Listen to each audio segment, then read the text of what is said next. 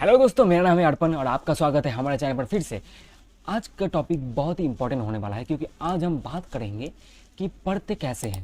दोस्तों, हमें कभी ये सिखाया नहीं गया कि इफेक्टिवली पढ़ते कैसे हैं, एक स्टेप बाय स्टेप गाइड, एक प्रोसेस। और इस वीडियो में मैंने आपके साथ एक ब्लूप्रिंट, एक स्ट्रक्चर्ड वे में हर एक पॉइंट को डिस्कस किया है। आप एक पेन और कॉपी लेके बैठ जाओ और हर एक पॉइंट को नोट डाउन करना। तो बिना किसी देरी के चलिए शुरू करते हैं। देखिए, किसी भी एग्जाम को क्रैक करने के लिए तीन चीजें सबसे इंपॉर्टेंट होती है। Number 1 is planning, second point पर आता है preparation, and last but not the least execution.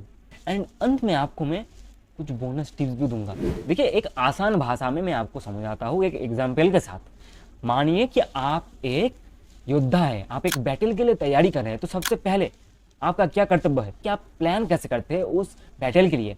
आपका प्लान जितना अच्छा होगा, आपके जीतने के चांसेस उतने बढ़ जाएंगे। इस पॉइंट को मैंने और 3 सब पॉइंट्स में डिवाइड किया है।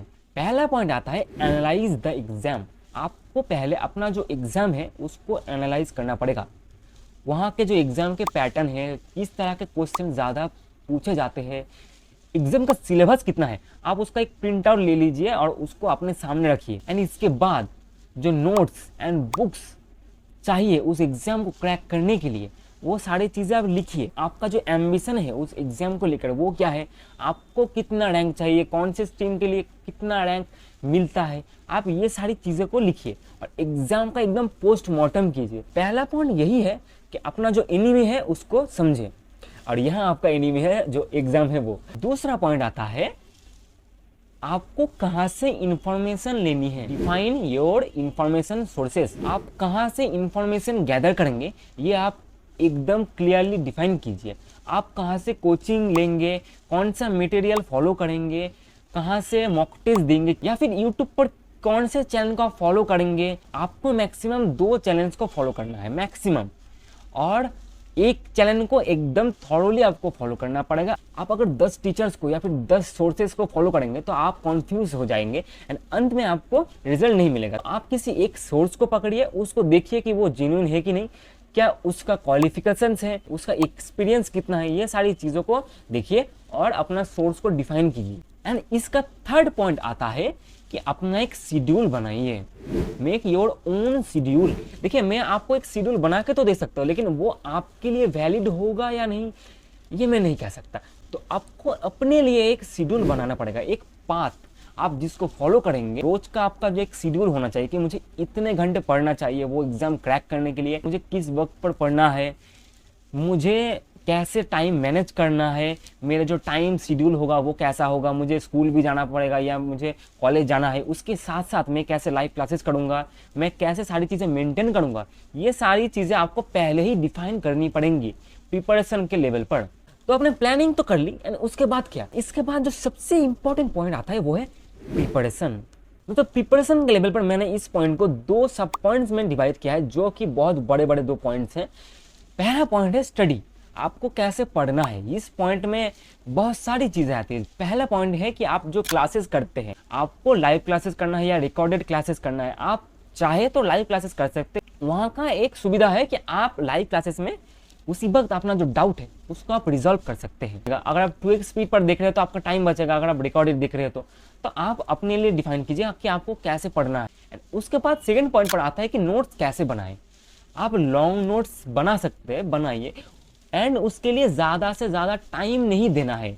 आपको उस पर कलर नहीं करना है और ज़्यादा डिज़ाइन नहीं करना। क्लास करते वक्त या फिर क्लास करने के बाद इमीडिएटली आपको लॉन्ग नोट्स बनाना है। थर्ड पॉइंट आता है कि डीपीपी एंड पीवाईक्यू। ये एक बहुत ही इंपॉर्टेंट पॉइंट है कि आपको डीपीपी एंड पीवाईक्यू को अच्छे से सॉल्व करना पड़ेगा। आप बहुत सारे सोर्सेज को फॉलो करने जाएंगे तो आपका टाइम भी वेस्ट होगा, आपको अंत में कुछ सीखने को भी नहीं मिलेगा, आप बहुत सारी चीज़ें मिस कर जाएंगे। आपका अगर अच्छा कोचिंग सेंटर है तो आपको वो अच्छा डीपीपी प्रोवाइड करेंगे, तो आप उस डीपीपी को अच्छे से फॉलो कीजिए। एंड उसके साथ साथ जो पीवाईक्यू है, जो प्रीवियस ईयर क्वेश्चन पेपर है, उसको सॉल्व कीजिए, उससे आप इंस्पिरेशन लीजिए। इस तरह के क्वेश्चन ज़्यादा पूछे जा रहे हैं, हमें इस तरह के क्वेश्चन पर ज़्यादा फोकस करना चाहिए। एंड इसके बाद फोर्थ पॉइंट आता है मॉक टेस्ट। मॉक टेस्ट भी बहुत इंपॉर्टेंट है। आपको ज़्यादा से ज़्यादा मॉक टेस्ट देना पड़ेगा। ज़्यादा से ज़्यादा स्टूडेंट यही चीज़ को मिस कर जाते हैं और अंत में फेल कर जाते हैं। आप आपके लिए बहुत बढ़िया होगा अगर आप ऑफलाइन मॉक टेस्ट देने जाएंगे, क्योंकि आपको एक वैसा ही माहौल मिलेगा जिस तरह का माहौल आप एग्जाम के दिन फेस करोगे। आपने जो गलतियां की है उसको एनालाइज कीजिए, मॉक टेस्ट को देखिए कि आप कहाँ पर लैग कर रहे हैं, किस क्वेश्चन पर आप अटक रहे हैं। ये सारी चीजें मॉक टेस्ट के अंडर आती है। पहला पॉइंट था कि स्टडी पढ़ते कैसे है, वहां पर मैंने इन सारी चीजों को डिस्कस किया। दूसरा पॉइंट आता है कि जो प्रॉब्लम्स आप फेस करोगे उसका क्या, क्योंकि प्रिपरेशन के लेवल पर आप बहुत सारे प्रॉब्लम्स को फेस करोगे। जैसे कि पहला पॉइंट आता है कि डिसिप्लिन को मेंटेन कैसे करें या फिर मोटिवेशन कैसे बनाए रखें। मोटिवेशन से कुछ नहीं होता। मोटिवेशन ऐसा है कि एक आपको इनिशियल बूस्ट देता है, लेकिन आपको एग्जाम को क्रैक करने के लिए चाहिए एक डिसिप्लिन जिसको आप रोज फॉलो कर सकते हो। आपको सिंपली करना पड़ेगा कि अपने लिए एक सिस्टम बनाओ, एक सिस्टम डिफाइन करो अपने लिए जिसको आप रोज फॉलो कर सकते हो, और आपको रोज वही चीज रिपीट करना पड़ेगा, सेम चीज। इसके बाद दूसरा पॉइंट आता है कि अपना जो डिस्ट्रैक्शन है उसको कैसे कम से कम करें। इस पॉइंट पर मैं आपको कहना चाहता हूं कि अपना जो मोबाइल फोन है इसको आप ज़्यादा से ज़्यादा कम इस्तेमाल करेंगे तो आपके लिए बहुत अच्छा है। अपना जो मोबाइल फ़ोन है आप उसको मम्मी या पापा को दे दो प्लीज़। और आप जब लाइव क्लासेस करोगे या फिर रिकॉर्डेड क्लास करोगे और फिर जो आप डाउट पूछोगे उसके लिए ही आप मोबाइल यूज़ कर सकते हो, लेकिन उससे ज़्यादा जो सोशल मीडिया ऐप्स है उसको आप डिलीट कर दो, तो इससे आपको और जो चीज़ें हैं उससे आपको मुक्ति मिलेगी। उसके बाद थर्ड पॉइंट आता है स्ट्रेस एंड एंग्जाइटी को कैसे मैनेज करें। जो क्वेश्चन हमसे सॉल्व नहीं हो पा रहा या फिर हमारा जो पीयर प्रेशर है, हमारा बैकलॉग है, उसको कैसे कंप्लीट करें, ये सारी चीज़ें जो आती है, या फिर स्ट्रेस को, स्लीप को कैसे मैनेज करें, ये बहुत सारी सब टॉपिक्स है इसके अंदर। मैं सारी पॉइंट्स को यहाँ पर तो डिस्कस नहीं कर सकता। सारी टॉपिक जो सब टॉपिक है इसके ऊपर मैं एक डिटेल वीडियो बाद में बना दूंगा, लेकिन इससे भी सबसे इंपॉर्टेंट पॉइंट पर आता है एग्जीक्यूशन के लेवल पर। यही ज़्यादा से ज़्यादा स्टूडेंट मार खा जाते हैं। तो last but not the least the most important point execution, क्योंकि आपको अंत में तो एग्जाम ही देना है और वहां पर आपको रैंक चाहिए, अच्छे मार्क्स चाहिए। तो इस एग्जीक्यूशन को मैंने 3 सब टॉपिक पर डिवाइड किए हैं। पहला पॉइंट है कि एग्जाम से 2-3 महीने पहले, मानो कि आपका 2-3 महीने बाद एग्जाम है, तो आज से आपको क्या करना पड़ेगा। अभी से आपको मॉक टेस्ट एंड जो डीपीपीज है एंड जो पीवाईक्यू है वो आपको ज़्यादा से ज़्यादा सॉल्व करना पड़ेगा। आपका प्लानिंग ऐसा होना चाहिए कि एग्जाम से 1 या 1.5 महीने पहले ही आपका सिलेबस पूरा कंप्लीट होना चाहिए।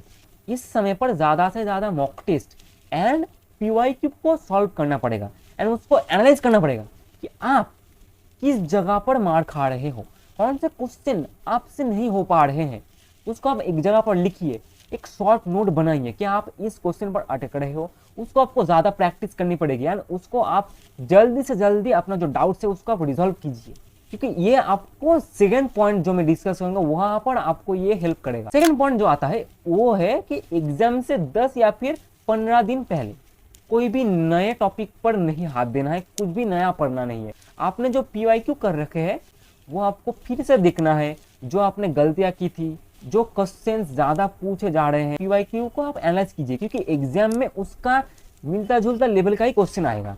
मॉक टेस्ट में ज्यादातर हार्ड क्वेश्चन रहते हैं, लेकिन एग्जाम में आपका जो पीवाईक्यू है वहां के लेवल का ही क्वेश्चन मिलता है। तो आप पीवाईक्यू को देखिए ज्यादा से ज्यादा, और आपका जो शॉर्ट नोट जहां पर आपने जो लिखे थे, आपने जो गलतियां की, उसको आप बार बार रिविजन कीजिए, उसको आप रिव्यू कीजिए कि वो सारे गलतियां आप एग्जाम में ना दोहराओ। इसके बाद जो फाइनल पॉइंट आता है कि एग्जाम के दिन क्या करें, इस पॉइंट को रहने देते, क्योंकि मैं 100% श्योर हूँ आपका तो आज भी एग्जाम नहीं है, और है तो यह क्या कर रहे हो बे। जो बोनस टिप्स के बारे में मैं बात कर रहा था वो है शॉर्ट नोट्स।